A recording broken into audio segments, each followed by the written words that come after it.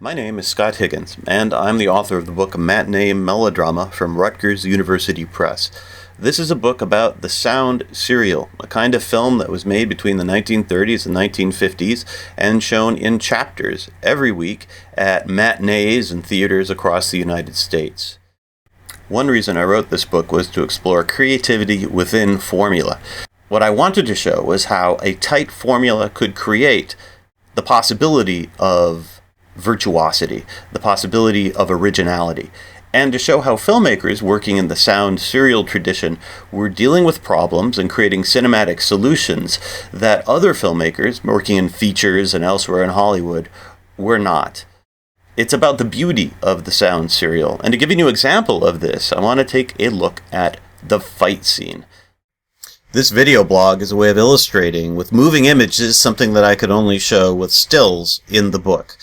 Scenes of physical combat were the bread and butter of the sound serial, and I don't think any studio did that better than Republic Pictures, and in my opinion, no film did it better than the 1939 serial Daredevils of the Red Circle, directed by William Whitney and John English. To get a feeling for what distinguished Republic Studios, we can look at a very short fight at the end of Chapter 6, entitled 30 Seconds to Live. In this fight, there's a fairly crazy professor being harassed by bad guys. They pull a gun on him, and he announces that he has hidden a bomb in his office, a bomb that will go off 30 seconds after he flips a switch on his desk.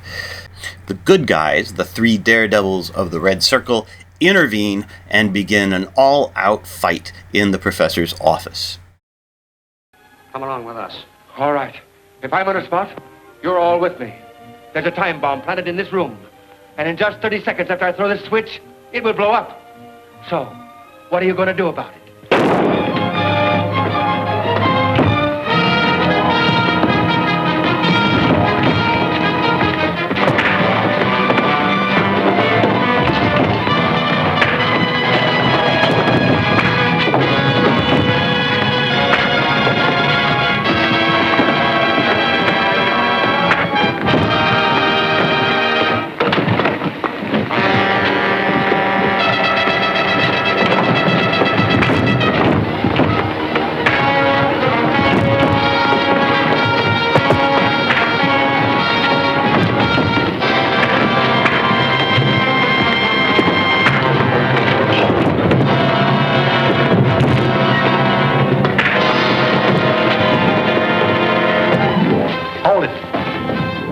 We gotta scram out of here. I close the contact.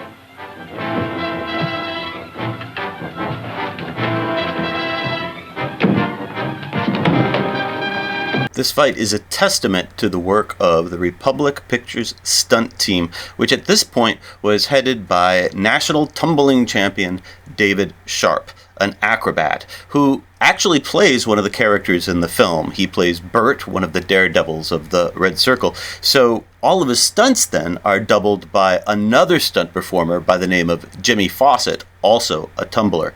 He's the guy who takes the giant leap across the desk at the beginning. And the dynamism, the clarity, the punctuation of the sequence owes a lot to the directors William Whitney and John English and Republic's editing team. But to get a feeling for the achievement that we have here in these 63 seconds of punching, take a look at a lesser fight from Columbia Pictures made in 1947. This is from the serial Jack Armstrong, All-American Boy, directed by Wallace Fox.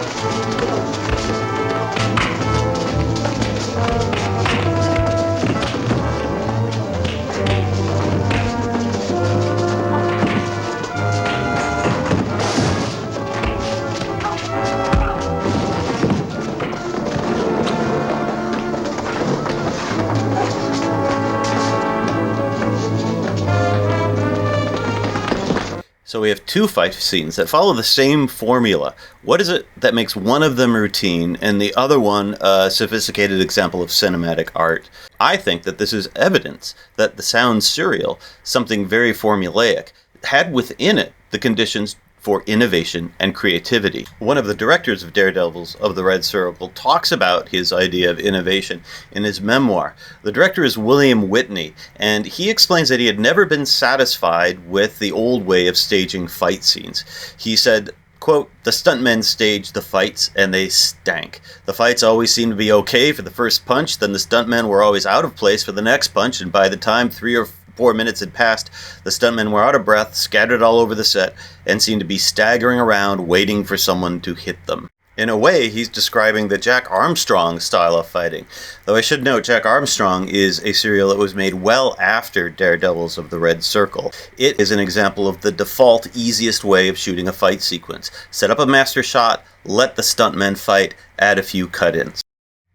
William Whitney explains that he found inspiration when he visited the set of a Busby Berkeley film. He admired the precision choreographer's ability to rehearse individual parts of a dance intensively, split them apart, shoot them, and move on. And it was the spirit of careful rehearsal, shooting, and building that he brought back with him to Republic Studios in 1937. This method of working led to an unparalleled control of rhythm and space and action within a shot and between shots.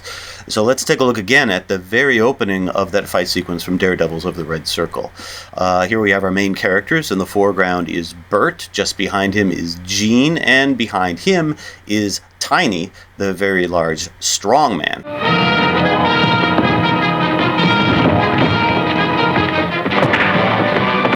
Now let's take an even closer look by slowing things down just a bit more, and we can appreciate elements of design. For instance, the set design of this room.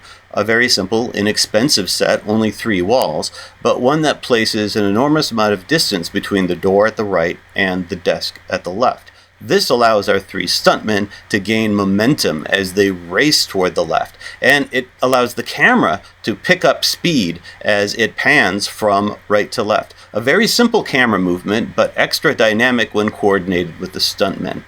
Now, the most powerful moment comes as Bert takes a bounce and a leap over the desk, crashing into a thug on the other side of the desk. This is shot in long shot, and that's important because we can see clearly there is no trampoline, there is no assistance. He's just able to make that leap.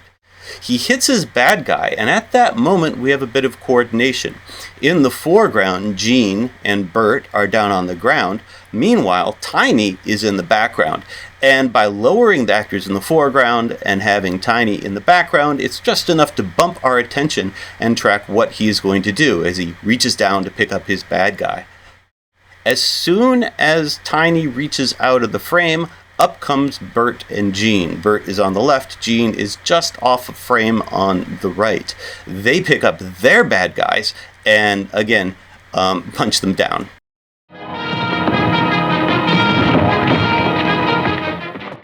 One thing we can tell by looking closely is that Whitney and English did not set up a single master shot and let the action unfold in front of it as they tried to keep up with it with their camera. Instead, they manipulated and controlled each shot for maximal legibility. Watch this moment when Gene gets punched into a table. A few things to note about that. First, that table is not there in the establishing shot we saw at the beginning of the sequence.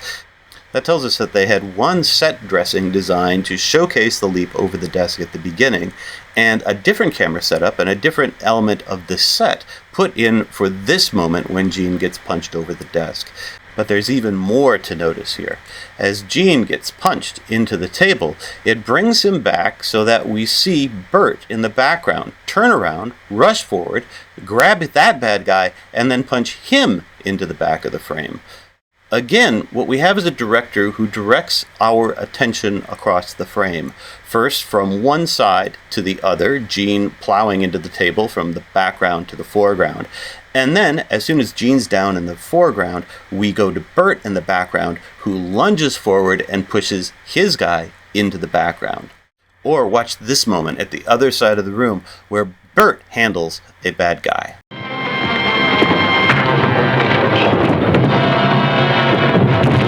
Here we see something that Jack Armstrong just doesn't even try. It's a coordination between editing and stunt performers to put together an action that has not just one, but two beats in it. So watch what happens. First, Bert pulls up his bad guy from the bottom of the frame and snaps him one.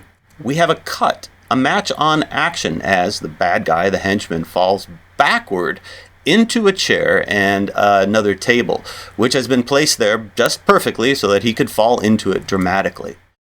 We cut on him falling. And what that cut does is punctuate the moment of the punch. It's not just one stuntman punching another stuntman. It's the film articulating the power of the hit. Once he falls down, and while he is still falling, Bert can then rush into the background, pick up yet another bad guy, and toss him to the ground. Now, just for comparison, let us return to Jack Armstrong, All-American Boy, and the fight in the hidden cave.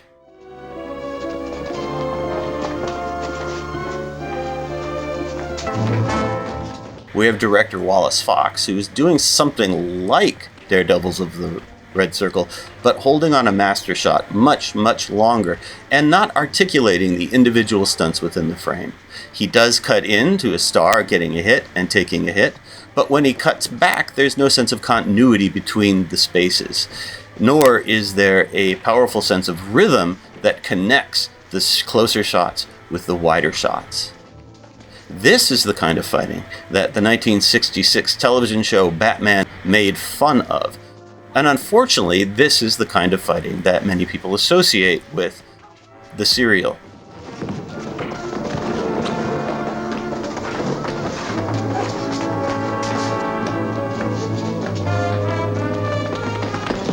Thanks, fellas.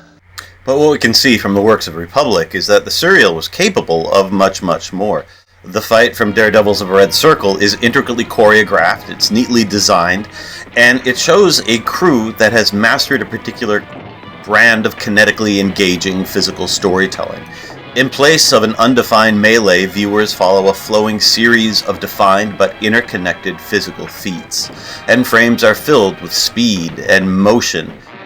Distinct cracks and thwacks on the Foley track keep things legible, and at any moment, the immediate stakes and the status of the combatants is clear. This is sophisticated form. It's crafted from space, frame, movement, and tempo. It's evidence that the sound serial, though often dismissed, is a cinematic art form.